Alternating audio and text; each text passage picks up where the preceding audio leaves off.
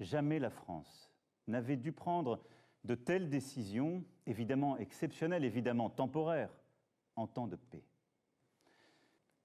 Mais dans le même temps, alors même que les personnels soignants des services de réanimation alertaient sur la gravité de la situation, nous avons aussi vu du monde se rassembler dans les parcs, des marchés bondés, des restaurants, des bars qui n'ont pas respecté la consigne de fermeture.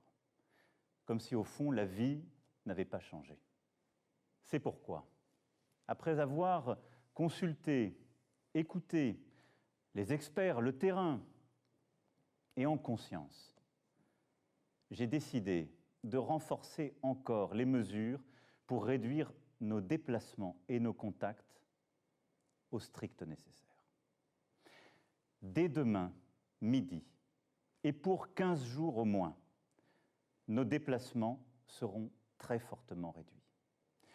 Cela signifie que les regroupements extérieurs, les réunions familiales ou amicales ne seront plus permises. Se promener, retrouver ses amis dans le parc, dans la rue, ne sera plus possible. Il s'agit de limiter au maximum ces contacts au-delà du foyer. Partout sur le territoire français, en métropole comme outre-mer, seuls doivent demeurer les trajets nécessaires. Nécessaires pour aller faire ses courses, avec de la discipline et en mettant les distances d'au moins 1 mètre, en ne serrant pas la main, en n'embrassant pas. Les trajets nécessaires pour se soigner, évidemment. Les trajets nécessaires pour aller travailler quand le travail à distance n'est pas possible. Et les trajets nécessaires pour faire un peu d'activité physique, mais sans retrouver, là encore, des amis ou des proches. Toute infraction à ces règles sera sanctionnée. Dans ce contexte, après avoir consulté le président du Sénat, le président de l'Assemblée nationale, mais également mes prédécesseurs, j'ai décidé que le second tour des élections municipales serait reporté. Cet effort que je vous demande, je sais qu'il est inédit, mais les circonstances nous y obligent. Nous sommes en guerre sanitaire, certes. Nous ne luttons ni contre une armée, ni contre une autre nation, mais l'ennemi est là, invisible, insaisissable, qui progresse. Et cela requiert notre mobilisation générale. Nous sommes en guerre. Toute l'action du gouvernement et du Parlement doit être désormais tournée vers le combat contre l'épidémie. De jour comme de nuit, rien ne doit nous en divertir.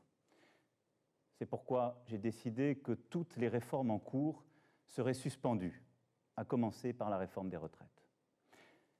Dès mercredi, en Conseil des ministres, sera présenté un projet de loi permettant au gouvernement de répondre à l'urgence et, lorsque nécessaire, de légiférer par ordonnance dans les domaines relevant strictement de la gestion de crise. Nous sommes en guerre. Aussi, comme je vous l'ai dit jeudi, pour nous protéger et contenir la dissémination du virus, mais aussi préserver nos systèmes de soins, nous avons pris ce matin, entre Européens, une décision commune. Dès demain midi, les frontières à l'entrée de l'Union européenne et de l'espace Schengen seront fermées. Concrètement, tous les voyages entre les pays non européens et l'Union européenne seront suspendus pendant 30 jours. Pour la vie économique, pour ce qui concerne la France, aucune entreprise, quelle que soit sa taille, ne sera livrée au risque de faillite. Aucune Française, aucun Français ne sera laissé sans ressources. S'agissant des entreprises, nous mettons en place un dispositif exceptionnel de report de charges fiscales et sociales, de soutien au report d'échéances bancaires et de garantie de l'État à hauteur de 300 milliards d'euros pour tous les prêts bancaires contractés auprès des banques. Pour les plus petites d'entre elles, et tant que la situation durera, celles qui font face à des difficultés n'auront rien à débourser, ni pour les impôts, ni pour les cotisations sociales. Les factures d'eau, de gaz ou d'électricité, ainsi que les loyers, devront être suspendus.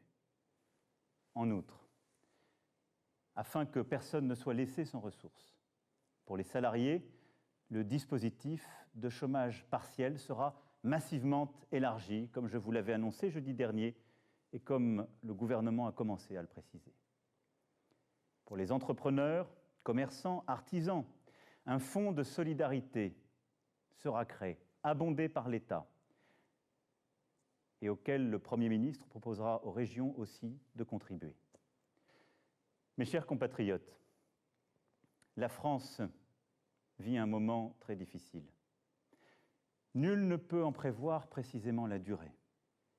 Et à mesure que les jours suivront les jours, que les problèmes succéderont aux problèmes, il faudra, en lien avec les éclairages donnés par les scientifiques, les expériences de terrain, il faudra nous adapter.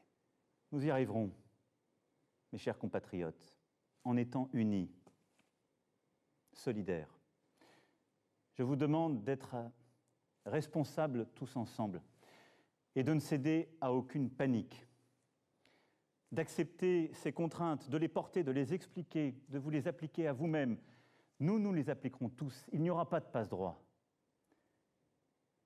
Mais là aussi, de ne céder ni à la panique ni au désordre.